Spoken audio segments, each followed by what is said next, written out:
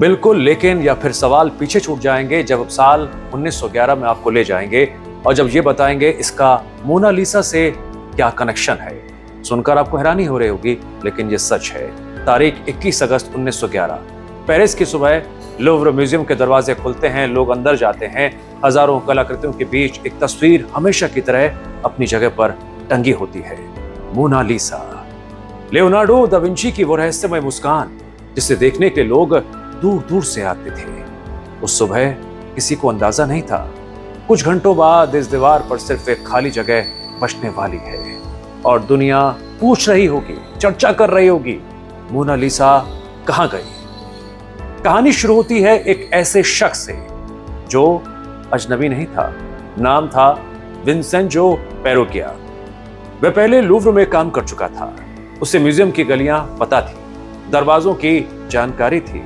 शायद यही उसकी सबसे बड़ी ताकत थी। 21 अगस्त 1911 को वो कर्मचारियों जैसी पोशाक पहनकर म्यूजियम के अंदर एंट्री करता है।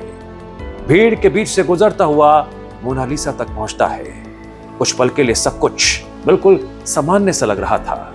उसने पेंटिंग को दीवार से उतारा, फ्रेम हटाया, मोनालिसा को अपने कपड़ों में छिपाया। अब सामने था म्यूजियम का बाहर निकलने वाला रास्ता। एक दरवाजा और एक छोटी सी परेशानी। पेरुगिया दरवाजे पर अटक गया। उसे शायद लगा होगा अब वो पकड़ा गया। तभी एक कर्मचारी वहां पहुंचा।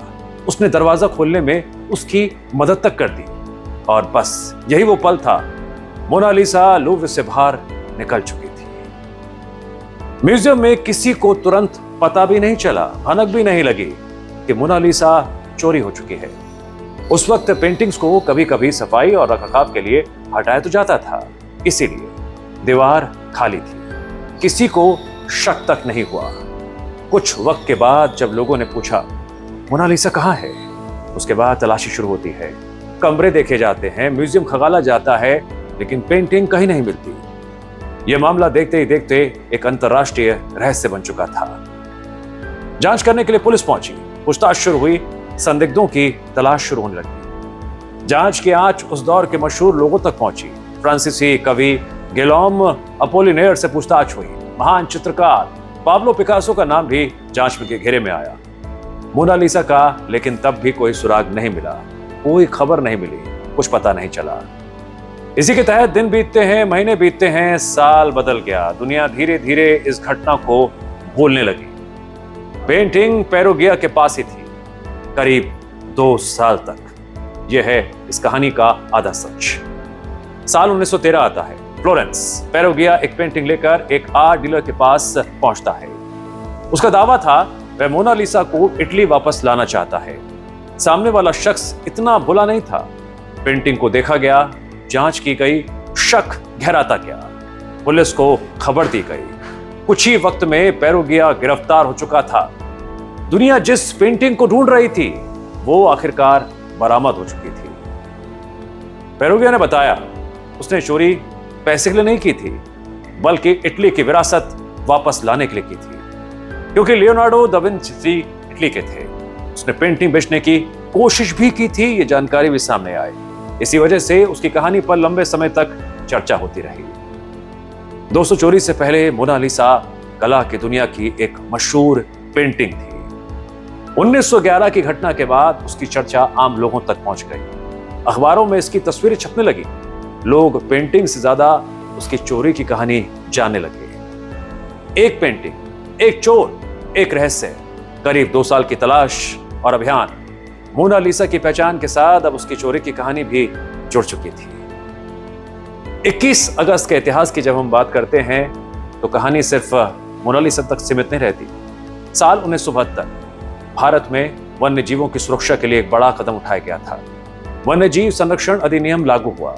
देश में जंगली जानवरों और वनस्पतियों के संरक्षण के लिए कानूनी व्यवस्था मजबूत हुई थी। 21 अगस्त साल 1986 की बात करते हैं, जब कैमरून की लेक न्योस बाहर से शांत दिखाई देने वाली झील, अंदर छिपा था मौत का खतरा।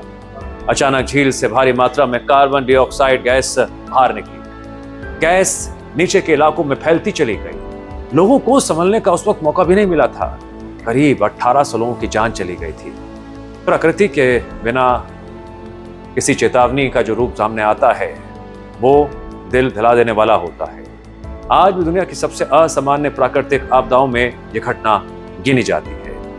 अब बात करते हैं 21 अगस्त 1988 की, जब भारत नेपाल सीमा क्षेत्र में शक्तिशाली भूकंप आया था। धरती हिली थी, इमारतें गिरी थीं, कई परिवार तबाह हो गए थे, बड़ी संख्या में लोगों की जान गई थी। 21 अगस्त 2006 भारत की शहनाई की एक महान आवाज हमेशा के लिए जब खामोश हो गई थी। भारत रत्न उस्ताद बिस्मिल्लाह खां का निधन। जिस शहनाई को कभी सिर्फ पारंपरिक समारोह से जोड़ा जाता था, उसे बिस्मिल्लाह खां ने दुनिया के एक बड़े मंच तक देखते ही देखते कहां तक पहुंचा दिया था। उनकी धुनों में बनारस था, भारतीय संस्कृति थी और एक ऐसी पहचान थी जिसे सुनते ही लोग उनके नाम को अपने मन में हमेशा हमेशा के लिए बसा लेते थे। 21 अगस्त दोस्तों, एक तारीख, लेकिन इससे जुड़ी हैं कई अलग अलग कहानियां। 1911 में लुव्र से मोनालिसा गायब हुई थी। 1972 में भारत में वन्य जीव संरक्षण का बड़ा कानून आया था। 1986 में कैमरून में भयावह गैस त्रासदी हुई थी। 1988 में भारत नेपाल क्षेत्र में भूकंप आया था और काफी नुकसान हुआ था। 2006 में बिस्मिल्लाह खां की शहनाई हमेशा के लिए खामोश हो गई थी।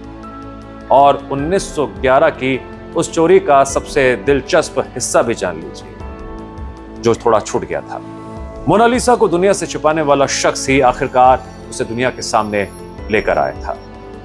फर्ज कीजिए अगर पेरुगिया फ्लोरेंस में उसे बेचने नहीं पहुंचता वक्त पर, तो शायद मोनालिसा के गायब होने का रहस्य और लंबा चलता, क्या पता कभी सामने ही नहीं आता।